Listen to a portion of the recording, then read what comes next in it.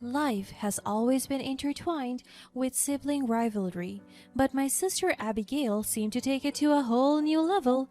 You see, before I met my husband Felix, the three of us, being my mother, Abigail, and I, were living under the same roof. It was when I got married that I moved out, but Abigail was still unmarried and continued to live with our mother. I am grateful that I got to be away from them, especially my sister, who's known for her sticky fingers. Living with her was hell because things will suddenly go missing because of her knack for stealing. Just like that time with my snack. One day, as I eagerly set up the living room for a relaxing movie marathon night, I couldn't help but feel a burst of excitement. I had been looking forward to this moment of unwinding and indulgence all week. Just as I settled onto the couch, ready to press play, I reached for the bag of my favorite snacks, only to find it empty. My heart sank as I realized that Abigail had struck again. Oh, seriously? I grumbled. My excitement is deflating like a balloon. I had picked and saved those snacks for my movie night, but because of Abigail's habit of rummaging through the pantry and snatching whatever caught her eye, I am left with nothing to munch on. Feeling annoyed, I decided to confront her about it. I found her in the kitchen, casually sipping on her favorite drink. Abby, did you take my snacks? Oh, were those yours? I didn't know. I thought they were for everyone. I resisted the urge to roll my eyes. Well, they were mine, and I was saving those for this exact moment. It's not cool to take things without asking. She shrugged nonchalantly, clearly not bothered by my frustration. Chill out, Amelia. It's just snacks. I'll get you some more next time. I sighed, knowing that she will never do that and that arguing with her about it wouldn't lead anywhere. I decided to let it go, hoping that maybe this time she would learn to respect my belongings. But just when I thought things couldn't get worse, it did. I found my favorite dress missing from my closet a few days earlier. It was the one with a beautiful floral print that I had been saving for a special occasion. My heart sank as I searched high and low for it, but it was nowhere to be found. I had a sinking feeling that Abigail was at it again, stealing things that does not belong to her. I knew the snacks incident wasn't the last time she would ever do it. I sighed, realizing that my closet became a target for her clandestine raids. I walked out of my room and into the living room, clearly disappointed. Hi, sis. You look stressed. Looking for something? Yeah, my black dress with the floral print. Have you seen it? I was going to use it tonight. I have an important event. Oh, yeah, that one. I borrowed it for a party. It's in the wash. I looked for my dress in the wash and I saw it wrinkled beyond recognition, with a big tear at the hem. I felt my blood boil as I confronted Abigail again, hoping for an explanation. Abby, what have you done? What happened to my dress? You've ruined it. Oops, I forgot to tell you about that. The party was so wild and things got a little messy. Just sew that and it will be good to go. No need to panic. I couldn't believe the lack of remorse in her voice. It was clear that she didn't see the problem with taking my things without permission and returning them damaged. It was time to have a serious conversation with her about boundaries and respect. Abby, this has to stop. What you're doing isn't funny. It's not cool to take things without asking. Besides, you have your own wardrobe, you know. Why are you attacking me on this? What's the big deal? The big deal is that it's super disrespectful, it's not fair to me, and it's not fair to our relationship as sisters. Oh, please, you're always such a drama queen. As frustrated as I was, I decided to take the high road and not let her bait me into an argument. As I returned to my room, I couldn't help but feel a mix of frustration and sadness. I loved my sister, but her constant disregard for my boundaries was taking a toll on our relationship. Now that I have my own house separate from them, I thought I'd be safe from my sister's sticky fingers, but it turns out I was terribly wrong. One evening, as Felix and I were ready for bed, he brought up a topic that had been on his mind for a while. Hey, miss, can I ask you something? Sure. What's on your mind, babe? How come you never invite me to have dinner with your family? Is there a reason for that, or are you just embarrassed of me? I felt a knot tighten in my stomach as I tried to find the right words to explain my hesitation. The truth was, I had been avoiding having Felix around when Abigail was present, but even I knew it was a silly reason. Alright, don't laugh at me, okay? It's just that Abigail has a habit of taking things that don't belong to her. I have caught her borrowing my stuff without asking a million times, and it has caused tension between us. I guess I'm just worried that if you two met, she might threaten our relationship and try to create more problems.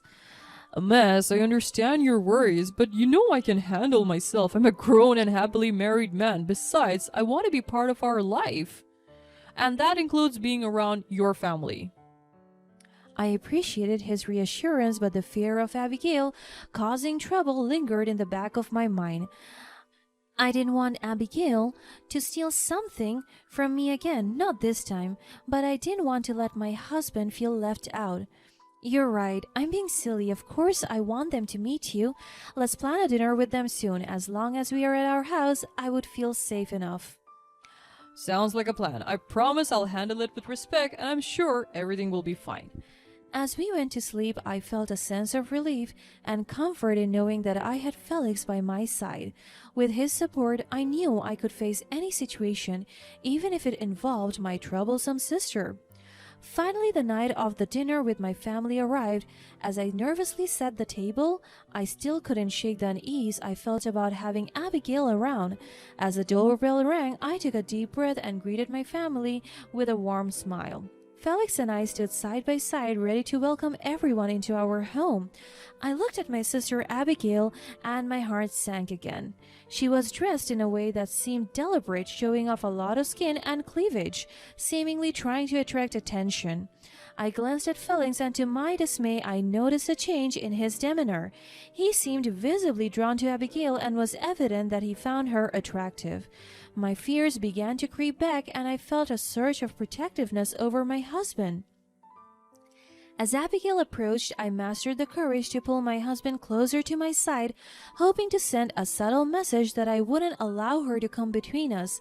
I leaned in and whispered, "Keep your hands to yourself. He's mine." "I don't even know what you're so worried about." I forced a smile, trying not to let her get under my skin. Throughout the dinner, I observed her attempts to flirt and get Felix's attention, from repeatedly asking him to pass her several things to asking him lots of questions with intensive eye contact. It was uncomfortable and frustrating, but I didn't want to cause a scene in front of my mother. I continued to keep an eye on my sister's behavior. At one point, I noticed her subtly brushing her leg against Felix's under the table. My heart pounded with anger and hurt as I realized what was happening. She's definitely trying to flirt with my husband, but what disappointed me most is that my own husband seemingly enjoyed the attention. It felt like a slap in the face that Felix would allow her advances to happen right in front of me. He didn't even try to move his leg away from his own leg. He just lets it happen. I couldn't just ignore the commotion happening under us, so I gave my husband a death stare. He finally understood the gravity of the situation. He became more reserved and cautious in his interactions with my sister, avoiding any opportunity for inappropriate behavior.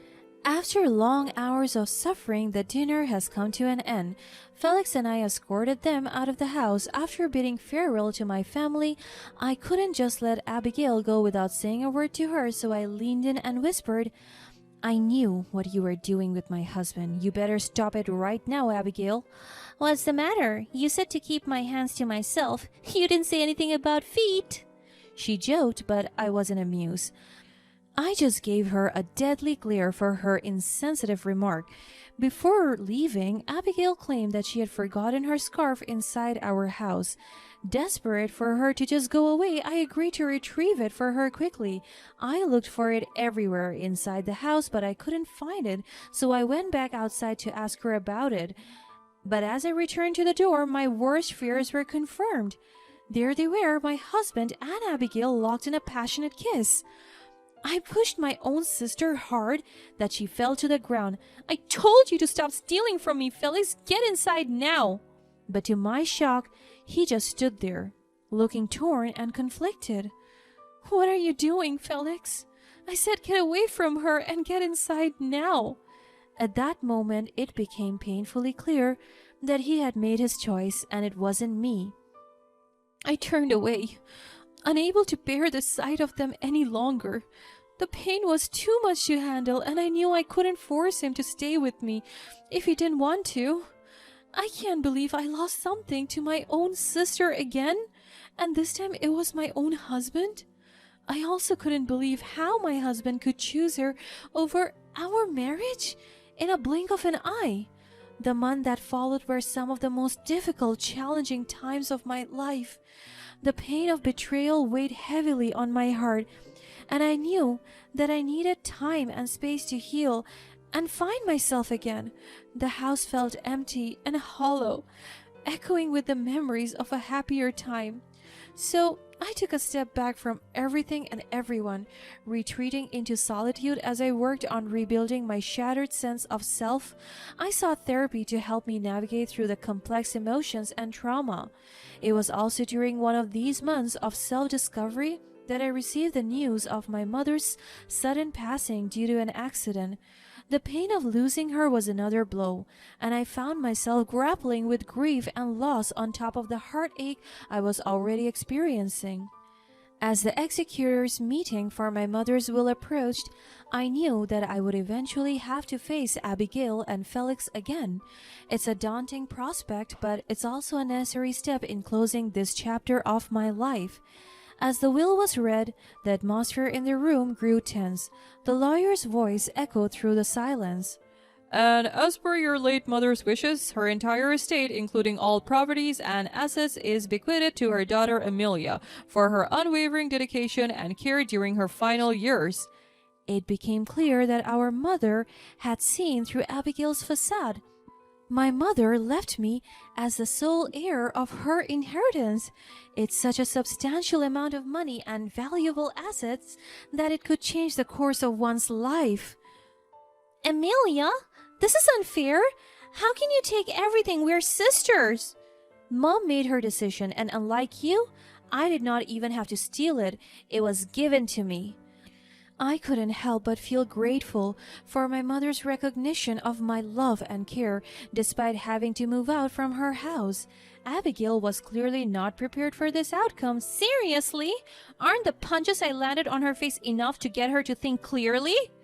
Her words hung heavily in the air, unintentionally revealing a disturbing truth. What punches? What are you talking about? Oh, nothing. I just can't believe she would give you everything. It doesn't make sense. You left us alone in her house and I accompanied her. Wait, hold on. Is that why whenever I come home my mother has mysterious bruises on her face too? Abigail, how could you? You said those were simply signs of aging.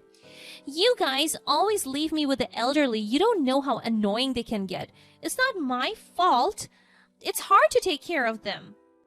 That's not an excuse. As the truth of my sister's abusive behavior towards the two mothers and her attempts to manipulate the situation became apparent, Flex's regret grew heavier with each passing moment. He couldn't believe he had been blind by Abigail's true nature and had chosen her over me. When the executor's meeting was over, he rushed towards me desperately, tears streaming down his face, and fell to his knees before me. Amelia, I'm so sorry. I made a terrible mistake. I chose the wrong sister. I should have seen through her lies and manipulations. I regret what I did. Please, please, forgive me. Please, please take me back. I miss you so much, and I can't bear to be without you. You had your chance, Felix. You chose her over me. And I won't let myself be hurt like that again. I deserve better. I know, and I regret it every single day. I can't believe I let someone like her come between us. You can't just crawl back into my life like nothing happened. Felix, what you did was unforgivable. I need to move on, and you should too. Stand up and let's go, Felix. Don't be so pathetic. You're just boosting her ego. Let's go home. With that, Felix stood up, but surprisingly, he turned away from Abigail's voice that was calling him from a distance. Instead, he walked away from her towards his own path, leaving her behind. I watched him disappear from view. In the end, I didn't have to resort to stealing or deception because what was rightfully hers came to me graciously, while my sister Abigail was left with nothing. The money, material possessions, and even her own husband slipped through her fingers like sand. Poor thing's sticky fingers got her ending up in a sticky situation.